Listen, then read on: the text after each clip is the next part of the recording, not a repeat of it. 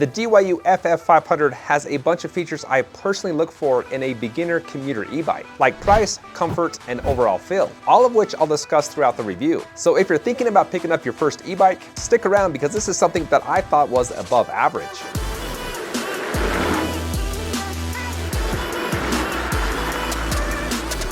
Well, first off, I don't think DYU is going to be a brand that's here today and gone tomorrow. This year, they've already launched 4 models. The FF500 is one of those 4, and some of you may recognize them for the very popular mini bike that I reviewed a while back. People seem to love that thing because I see it all over, so they've got a good track record. So what is it about the 500 that I think would be a good beginner commuter? Well, the first thing is the price at just over $1,000. That's pretty much as cheap as you can go for a full-size e-bike. Now, just because it's in a more affordable price doesn't mean you have crappy parts. This has a standard Shimano SIS Index 7-speed shifter, nice feeling grips, and a bright LCD screen with a rubber and nice feeling control pad. But the most attractive feature that makes the 500 stand out is how comfortable it is. This has an air-filled Selle Royale saddle. Now towards the back there's a pump that takes just a few seconds to fill the seat, and then next to the pump there's a release valve if you added too much.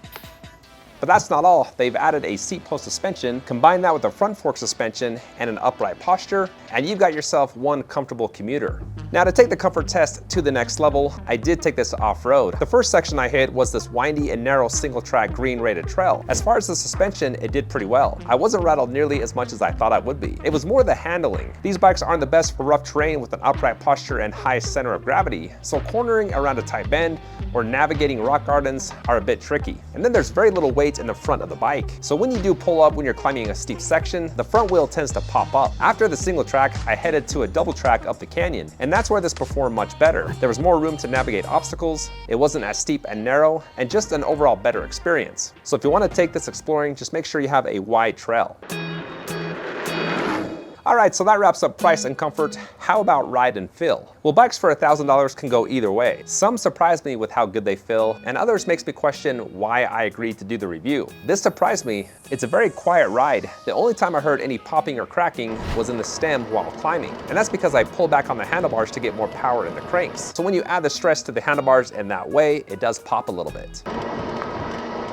Now on flat terrain, the popping went away. Now there were a few things that made this feel like a cheaper end bike, like the large brake levers, the hard plastic throttle, which is actually standard for many e-bikes, I just don't like it. Then there's the flimsy bell, the plastic fenders, and the welding marks at the top and bottom of the frame. The motor sensitivity was also indicative of a cheaper end bike. It took about 3 revolutions for the power to come on in the first gear on the highest pedal assist level, and then almost 3 revolutions again while moving when you stop and then begin to pedal. The throttle was much more responsive. It comes on right when you hit it off the line, and then when moving, it's less than half a second to shut off and then come back on. Now the top speed of 20 miles per hour for both pedal assist and throttle can be found on cheaper and higher end e-bikes. This one feels like there's a governor because you can feel the power die right at 20 miles per hour. And then once it hits 19.5, another large surge of power hits to get it back up to 20. So it's not really a smooth power delivery, it's one of those all or nothing sort of a deals. And gives a slight rocking motion when you're topping the bike out. The last thing that made it seem cheaper was the lack of a quick release for the handlebars. You can rotate this, you just have to unscrew it first. And the handlebar height is a little bit low.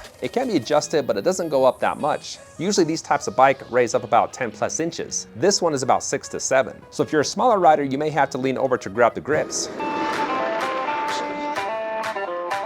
Now to wrap up the review, I want to talk about a few more things where I thought this performed very well, and that's its hill climbing ability. It only has a 500 watt motor, but was still able to take my 185 pound frame up a 26% grade hill. I did have to help it out a little bit, but the bike did most of the work. And then there's the brakes. They are only disc, but I was okay with that because the bike doesn't go that fast and you don't need a ton of stopping power. I thought the range was good. I topped the bike out and got 21.66 miles with 1,987 feet of elevation. The elevation gain was what impressed me the most. Usually that's a killer for cheaper end bikes, but getting over 21 miles with almost 2,000 feet of elevation gain is an awesome range. I also like the internal battery. Most bikes in this class usually have it outside of the frame. This one is located on the top of the down tube rather than underneath. As far as looks, I prefer it to be underneath. I don't like to see the battery, but for taking it out or putting it in, it's much easier when it's on top. I also liked how small it folds up, so if you wanted to drive it to a trail, you got that option to throw in the back seat or the trunk of your car, and it's not super heavy at 68 pounds. Well, hopefully now you know why I thought or felt this was a good beginner commuter. Most companies that make a $1,000 bike, you can tell it's a $1,000 bike. This one you can't. I thought it was a pretty good bike. If you have any questions about the 500, hit me up in the comments.